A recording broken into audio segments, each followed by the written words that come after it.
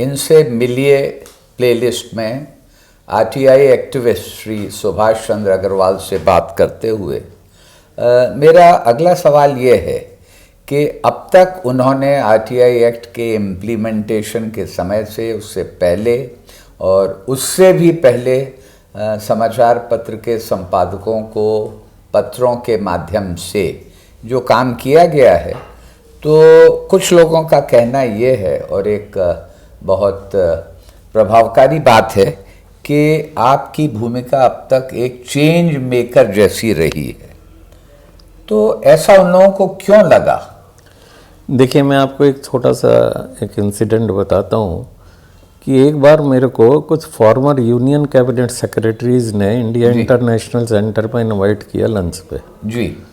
वो बोले जी आपने राइट टू इन्फॉर्मेशन को राइट टू एक्शन में कैसे पलट दिया? राइट टू इन्फॉर्मेशन को राइट टू एक्शन में बहुत सिंपल है जी। पहले मैं सजेशन देता हूँ ऑफिशियली, फिर सजेशन पे एक्शन टेकन रिपोर्ट मांग लेता हूँ जी। और मेरे सजेशन इतने व्यवहारिक होते हैं कि उन्हें पहले उन पे अमल करना पड़ता है और उसके बाद मेरे को जवाब देना पड़ता है जी। अगर वो प्रॉपर जवाब नहीं मिलता तो मैं सीआईसी तक चला जाता हूँ जी। सीआईसी वाले भी ताज्जुब में रह जाते हैं।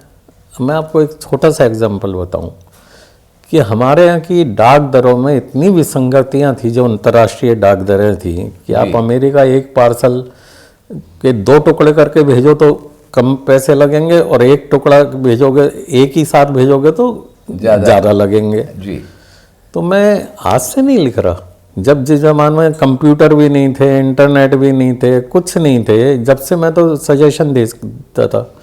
मैं जीपीओ से एक टैरिफ बुक खरीद के लाया, उससे सब कैलकुलेट किया कि भाई अगर ये uniform tariff rise for uniform postal slab rise का सिस्टम हो जाए तो ये विसंगति दूर हो जाएगी जी। मेरा पहला प्रेस इंटरव्यू 1986 में छपा था, करीब 2/3 पेज का इंटरव्यू था एक इंग्लिश के अखबार में जी। और बड़ा नेचुरल था क्योंकि उस एडिटर ने मेरे को ये नहीं बताया था कि मेरा इंटरव्यू ले रहा है। अच्छा। उसमें उस सजेशन का जिक्र था। अब ये बात करीब 2010 के बाद, मेरे को एग्जैक्ट सन तो याद नहीं, 2012, 13, 14 कब की बात है, मैटर सीआईसी तक पहुंच गया जी। सीआईसी में कमिश्नर साहब ताज्जुब में रह गए। मैंने कहा जितनी बार ये सजेशन में भेजा उतनी बार ही पोस्टल डिपार्टमेंट का एक जवाब आया, your suggestions are valuable to us and these will be considered at time of next revision of postal tariffs जी। मैंने ये 30 साल में पोस्टल टैरिफ का रिवीजन ही नहीं हुआ क्या जी। और एक बार तो ये भी कह दिया इंटरनेशनल पोस्टल टैरिफ जो हैं वो तो इंटरनेशनल पोस्टल यूनियन के कहने से तय होते हैं जी। मैंने इंटरनेशनल पोस्टल यूनियन को भी लिख दिया जी। उन्होंने कहा भैया हमारे तुम्हारे लेना देना नहीं है तुम्हारे इंडियन पोस्टल टैरिफ से जी। तो वो कमिश्नर साहब श्री बसंत सेठ साहब थे जी।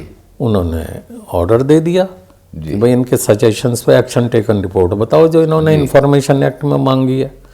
तो वहाँ का जो सीपीआईओ था वो मेरे कान में बोला यहाँ इनकी झाड़ सुन लेते हैं, वहाँ जाके जॉइंट सेक्रेटरी की सुन लेते हैं जी। आज मैं किसी को अफसर को परेशान करने की मेरी कभी वो नहीं थी, बल्कि मैं तो कहीं पेनल्टी लगती होती थी मैं कहता जी मैं पेनल्टी नहीं, मेरे को सूचना चाहिए जी।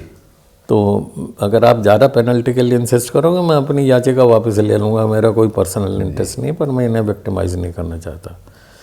बोले जी तो यहाँ पे तो वो वहाँ पे जॉइंट सेक्रेटरी को डायरेक्शन हो गई कि इनको एक्शन टेकन रिपोर्ट बताओ।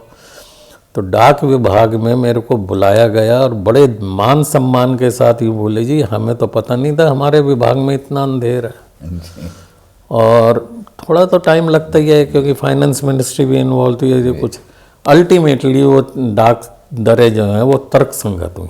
ये मैं एक छोटा सा एग्जांपल बता रहा हूँ, ऐसे तो अनगिनत एग्जांपल जिनसे कि वास्तव में चेंज हुआ। हाँ, तो ये बहुत अहम बात है और देश की दृष्टि से यूज़फुल बात भी है कि आपके प्रयासों से परिवर्तन हुआ है, तब्दीली हुई है।